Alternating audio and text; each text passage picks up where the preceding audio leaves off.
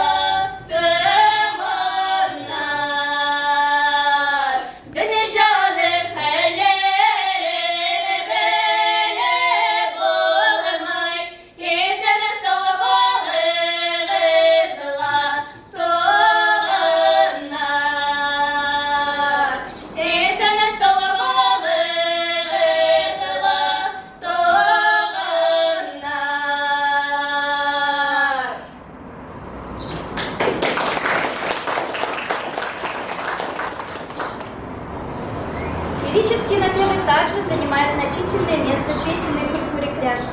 Сейчас вашему вниманию будут представлены две лирические песни «Кәләй урамнарыла узын урам» и «Шелтәрле күпернең әй асларына».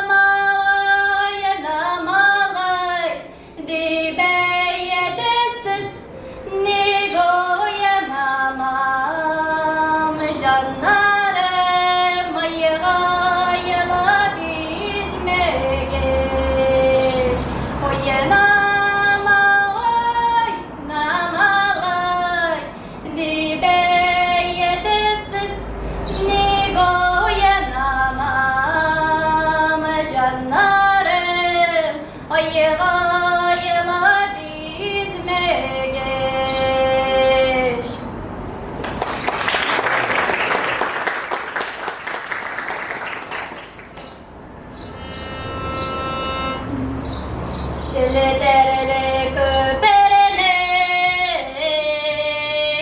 yaslarından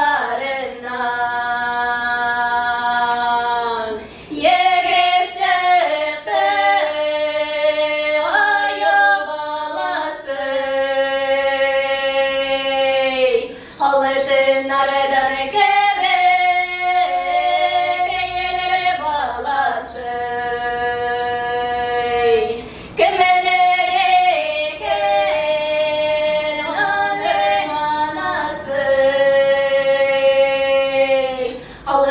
Nardan kebek yerer balası kemeleri kenanın anası sizin ara belin bezlerinin aray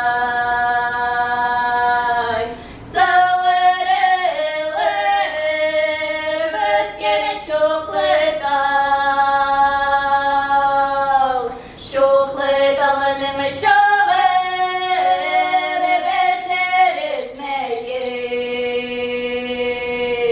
Berede bere bezler dizmeyik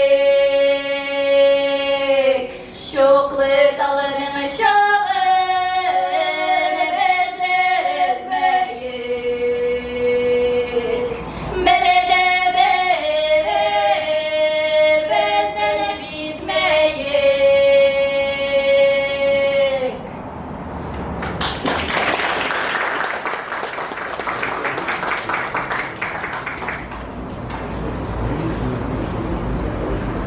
Согласно сложившимся представлениям, в прошлых местных ряжен бытовала богатая инструментальная традиция.